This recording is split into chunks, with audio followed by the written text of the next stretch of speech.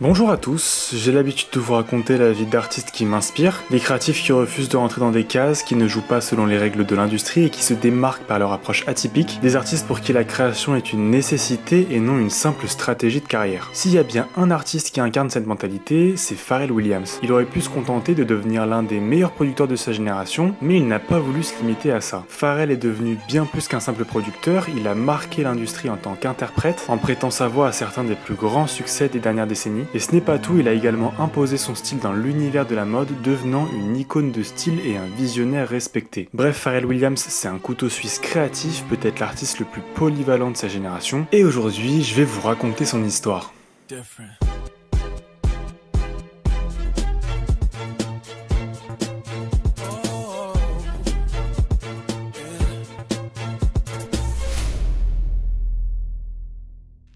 Avant de commencer, déjà, petit changement capillaire, qu'est-ce qu'on en pense? Et non, je voulais juste vous dire un énorme merci, vous êtes de plus en plus nombreux à suivre la chaîne, on est presque 9000 au moment où je vous parle, et vous êtes présents à chaque vidéo, alors vraiment merci pour ça. J'espère que celle-là vous plaira, si jamais c'est le cas, n'hésitez pas à laisser un petit like, et si vous avez des idées d'artistes ou même de concepts, je suis toujours ouvert. Bref, c'est parti.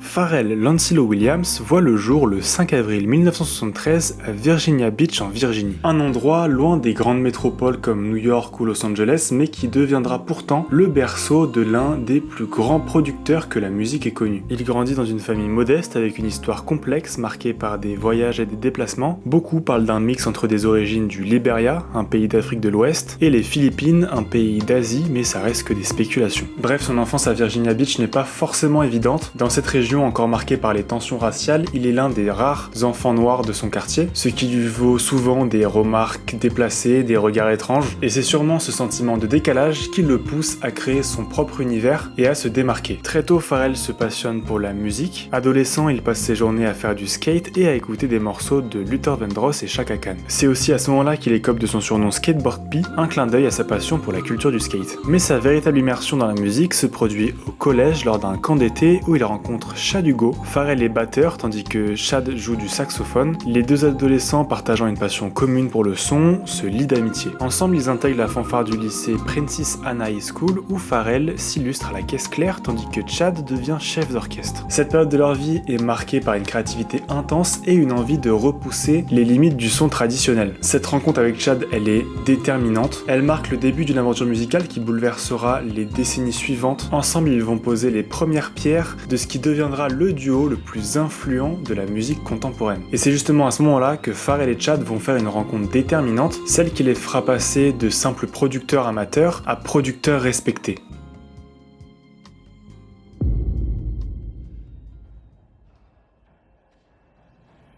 C'est lors d'un concours de talent organisé par leur lycée en 92 que leur destin bascule. Un certain Teddy Riley, dont le studio est situé à quelques kilomètres, est dans l'audience. Pionnier du New Jack Swing, il a fusionné le R&B classique avec des éléments de hip-hop et de funk pour créer un son révolutionnaire. C'est une sorte de Timbaland avant Timbaland. Pour vous aider à comprendre le personnage, c'est notamment lui qui a composé et produit l'entièreté de l'album Dangerous de Michael Jackson. C'est un projet marqué par une production qui va redéfinir le son des années 90 et qui influencera une génération de producteurs.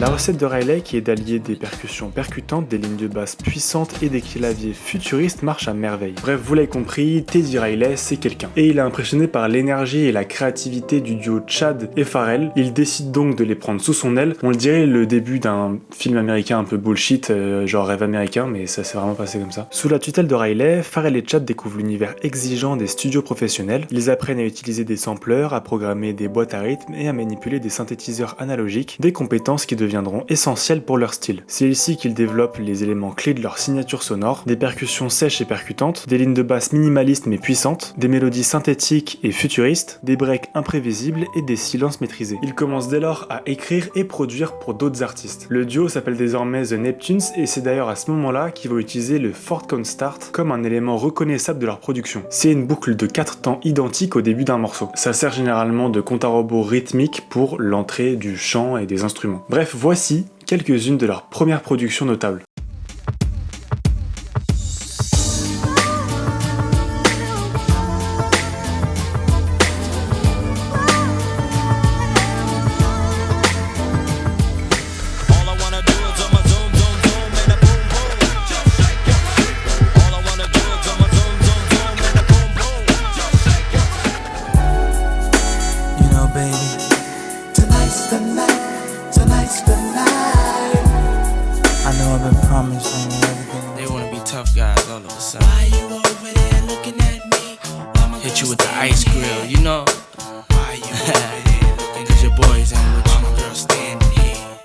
Après ces premières collaborations, les Neptunes sont prêts à conquérir l'industrie musicale. En 98, Pharrell et Chad frappent fort avec Super Thug de Nord, un morceau qui va changer leur carrière. Cette production hyper minimaliste marquée par des percussions sèches, un synthétiseur strident et une ligne de basse hypnotique se démarque instantanément. Le morceau grimpe jusqu'à la 36e place du Billboard, un exploit à l'époque pour une production aussi avant-gardiste.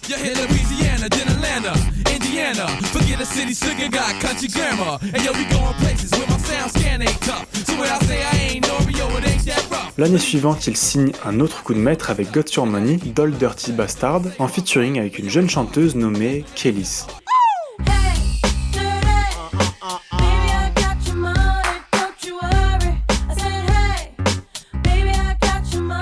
Ce titre avec son groove imparable et ses touches de funk rétro montre une autre facette de leur créativité. Kelis, encore inconnue à l'époque, devient rapidement une collaboratrice régulière des Neptunes, marquant le début d'une relation musicale durable. Là je vous préviens, on arrive au début des années 2000 et accrochez-vous parce que ça va partir en couille. En 2001, les Neptunes font une rencontre déterminante, Britney Spears, la pop star la plus en vue de l'époque, et elle les contacte pour travailler sur son nouvel album. À ce moment-là, Britney veut casser son image de pop star innocente et adopter un style plus mature et provocateur. Elle veut choquer et se réinventer et les Neptunes sont le duo parfait pour l'accompagner dans cette transformation.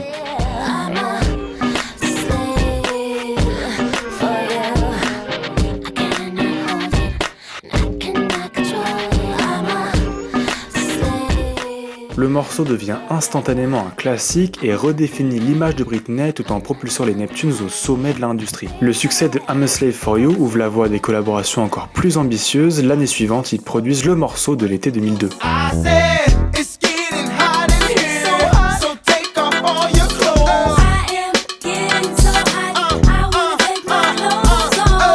Ce morceau leur vaut un premier Grammy Awards, consolide leur statut de producteur incontournable, et à partir de là, ils vont se faire appeler de partout.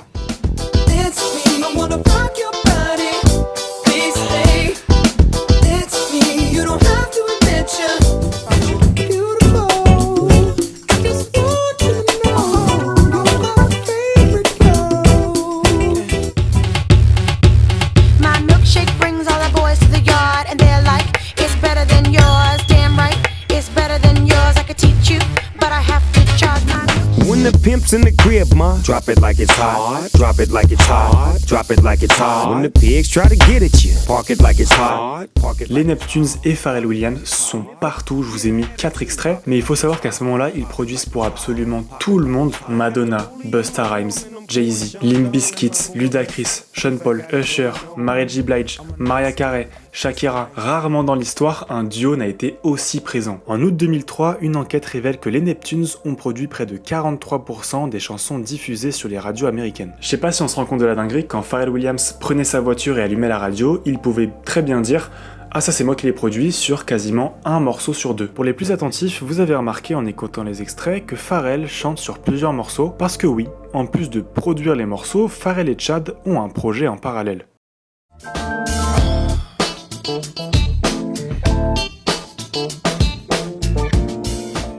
On revient en 99, les Neptunes sont en train de connaître leur premier immense succès à la production et ils en avaient déjà marre de se cacher derrière des consoles de mixage ou de boîtes à rythme. Ils vont donc fonder Nerd, un groupe avec Shy Hailey, un pote à eux du collège. Pour faire simple, The Neptunes est le nom du duo de producteurs Pharrell et Chad, et Nerd sera le nom du trio en tant que groupe de rap à part entière. C'est d'ailleurs en mars 2001 que le groupe publie leur premier projet, In Search Of.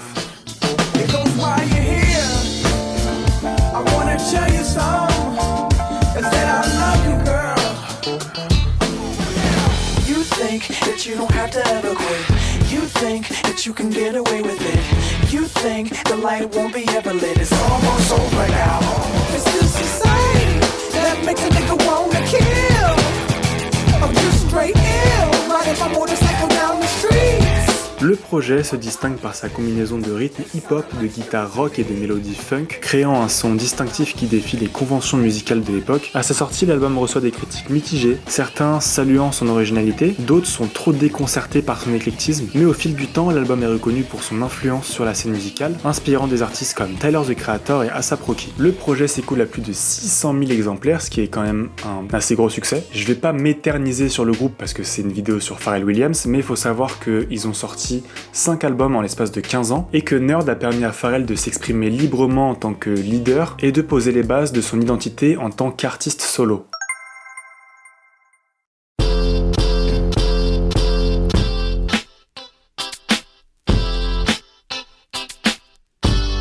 Pour résumer, Pharrell fait partie du duo de producteurs le plus en vue de l'industrie et il est le leader d'un groupe qui connaît beaucoup de succès, mais alors pourquoi partir en solo ? Disons que c'est plus un accident qu'autre chose. On est en 2003 et les Neptunes produisent un morceau pour Prince, sauf que celui-ci, en écoutant le refrain et les mélodies du couplet, il est pas convaincu. Pharrell est persuadé que c'est un hit, mais rien n'y fait, Prince n'y croit pas et décline l'offre. C'est alors à ce moment-là que Pharrell décide de sortir le morceau lui-même.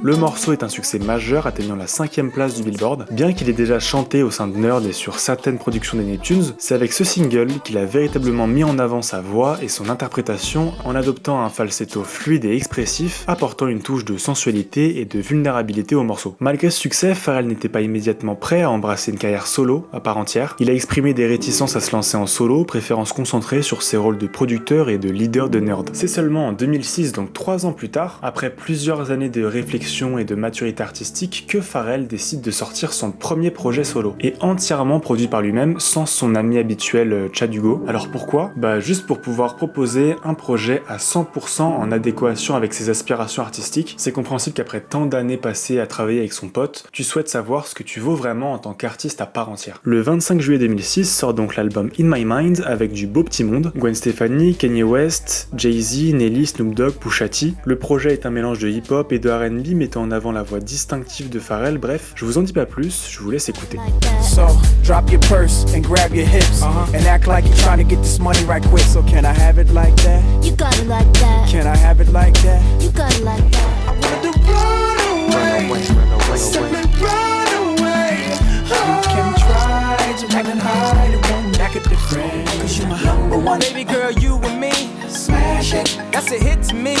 Off the charts. Look how she get to me. She might be nothing to you, but she the shit to me. À sa sortie, l'album débute à la 3e place du Billboard avec 142 000 exemplaires vendus en première semaine. Cependant, les critiques ont été mitigées, certains saluent la production tandis que d'autres critiquent le manque de profondeur des paroles. Bon, en soi, l'album est cool, mais au vu des collaborations et de ce que Pharrell représentait à ce moment-là, le public en attendait plus. Entre 2006 et 2013, Pharrell ne va pas connaître de succès majeur en solo, mais c'est une période cruciale pour son développement artistique et professionnel. En parallèle de sa carrière musicale, Pharrell s'investit dans la mode. Il cofonde les marques Billionaire Boys Club et Ice Cream avec Nigo, célèbre designer japonais qui a fondé notamment Bape et qui est d'ailleurs actuellement à la direction artistique de la maison Kenzo. Pharrell commence également à collaborer avec des marques prestigieuses telles que Louis Vuitton, Moncler, Adidas et commence à se créer une sorte de statut d'icône de la mode. Il élargit encore un peu plus son champ d'action en s'impliquant dans le cinéma et la télévision. Il compose des musiques de films, notamment Moi Moche et Méchant en 2010 et participe à des émissions de télévision dont The Voice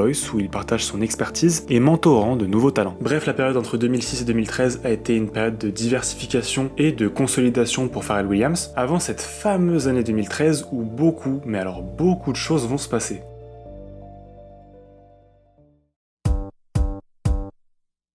Dès le mois de mars, il sort un morceau avec l'un de ses nombreux potes, Robin Thicke, un artiste reconnu pour son style soul et ses ballades romantiques, mais qui n'avait pas encore atteint une notoriété mondiale, chose qui va changer après la sortie de ce morceau.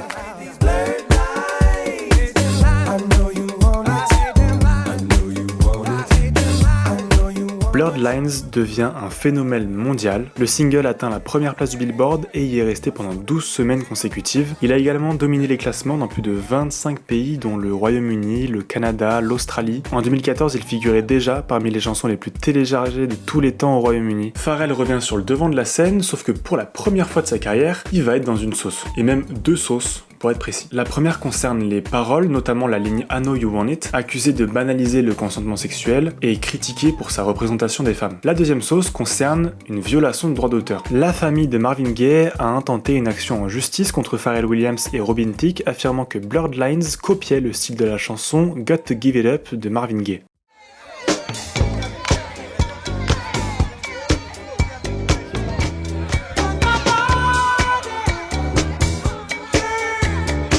Bon, on va pas se mentir, ça ressemble énormément, et au final, le jury va statuer en faveur de la famille Gaye, condamnant Williams et Thicke à verser plus de 7 millions de dollars de dommages et intérêts. Bon, à part ça, l'année 2013 commence admirablement bien pour Pharrell Williams, et c'est très loin d'être terminé. Lors d'une soirée organisée par Madonna, Pharrell va faire la connaissance de Thomas Bangalter et de Guy Manuel de Homem Christo, autrement dit, les Daft Punk. Je pense pas avoir besoin de vous les présenter. À ce moment-là, le duo travaille sur leur prochain album, et Pharrell exprime son enthousiasme à l'idée de collaborer avec le duo, en déclarant notamment qu'il était prêt à faire n'importe quoi, même jouer du tambourin pour participer au projet. Bon, faut savoir que les Daft Punk sont réputés pour leur exigence artistique et leur souci du détail, ce qui rend chacune de leurs collaborations rares et soigneusement sélectionnées. Ils ne vont donc pas accepter directement la proposition de Pharrell, mais ils vont quand même l'inviter à une session d'enregistrement. Lors de cette session, le duo présente une instru à Pharrell. Inspiré, celui-ci écrit directement les paroles et enregistre les parties vocales. Il se crée alors une réelle alchimie artistique entre le duo et Pharrell, et il va donc participer non pas sur un mais 2 morceaux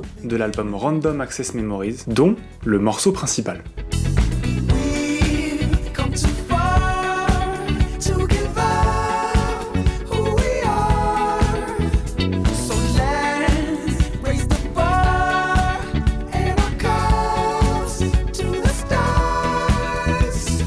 Le succès est phénoménal, encore plus que Blurred Lines. Numéro 1 dans une tonne de pays, plus d'1 milliard de streams. La production de Get Lucky est un chef-d'œuvre de précision et de finesse. Le morceau repose sur une base rythmique funk classique sublimée par la guitare rythmique du légendaire Nile Rodgers. Même le mix du morceau est magistral, c'est peut-être le morceau le plus propre techniquement que l'humanité n'ait jamais créé. Pour bien saisir l'influence colossale de Pharrell sur l'industrie musicale cette année-là, il suffit de regarder les Grammy Awards. Sur les 4 nominations pour l'album de l'année, donc le prix le plus prestigieux, Pharrell est impliqué dans 3 d'entre eux, comme producteur sur Channel Orange de Frank Ocean et Good Kid Mad City de Kendrick Lamar, et comme interprète sur Random Access Memories des Daft Punk. Et si je vous disais qu'après tout ça, je vous ai même pas encore parlé du plus grand succès de Pharrell pour cette année 2013. Oui, il compose et interprète le morceau principal du film Moi Moche et Méchant 2. Ce morceau, initialement conçu pour suivre les aventures de Gru et ses Minions, va finalement devenir l'un des plus grands succès de l'histoire moderne.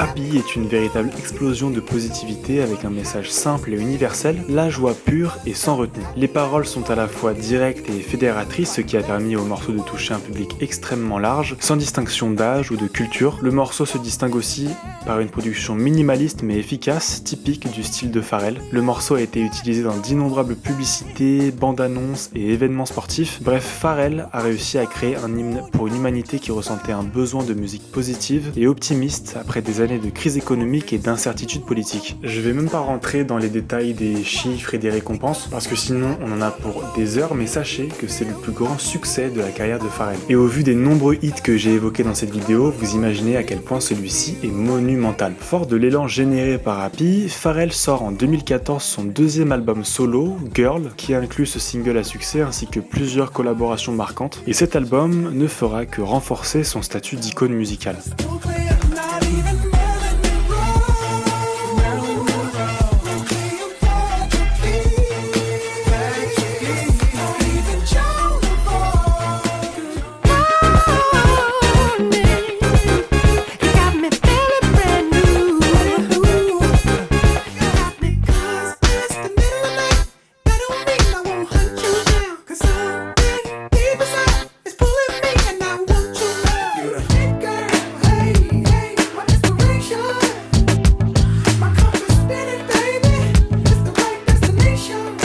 Si vous n'avez pas encore écouté Girl, vous passez à côté d'un vrai bijou musical. C'est un album pour les amoureux de la musique, un projet rempli de groove et de créativité où chaque morceau est une leçon de production. Pharrell y mélange des influences aussi variées que le rock sexy de Lenny Kravitz, les mélodies sophistiquées de Frank Ocean et son propre style unique, reconnaissable dès les premières mesures. Des lignes de basse funky, des guitares rythmées, des harmonies vocales sont parfaitement placées. Chaque piste est un pur régal pour les oreilles. Que vous soyez fan de soul, de pop ou de funk, Girl est un incontournable. Après le succès phénoménal de son deuxième album, Pharrell n'a pas ralenti. Il a évidemment continué à marquer l'industrie musicale, aussi bien à la production qu'à l'écriture et à l'interprétation, en collaborant avec une liste impressionnante d'artistes, Calvin Harris, Lil Uzi Vert, Travis Scott, Kate Ranada, Jay-Z, Ariana Grande et tant d'autres. En gros, s'il y a un hit qui vous a fait bouger ces 10 dernières années, il y a de grandes chances que Pharrell y soit pour quelque chose. Il est également devenu l'une des figures les plus influentes du monde de la mode. Sa marque Human Race en collaboration avec Adidas est devenue l'une des lignes les plus emblématiques de la décennie, avec des paires qui se revendent à plusieurs milliers d'euros. Il a également collaboré avec des maisons prestigieuses comme Chanel et a lancé sa propre gamme de soins pour la peau, montrant une fois de plus qu'il ne se contente pas de suivre les tendances mais il les crée. Et puis à ce tournant majeur en 2023, Pharrell est nommé directeur artistique des collections masculines de Louis Vuitton, succédant au défunt Virgil Abloh, un symbole puissant pour un artiste noir venant d'un coin paumé de Virginie et qui a su briser toutes les barrières et redéfinir l'idée même de ce qu'un créatif peut accomplir. Pharrell Williams est et restera l'un des créatifs les plus talentueux et inspirants de sa génération, un véritable visionnaire dont l'impact résonnera pour l'éternité. Merci à vous d'avoir regardé la vidéo jusqu'à la fin. Si elle vous a plu, n'hésitez pas à l'aimer et à vous abonner si c'est pas déjà fait. Il y a du lourd qui arrive sur la chaîne, alors restez connectés. Bisous.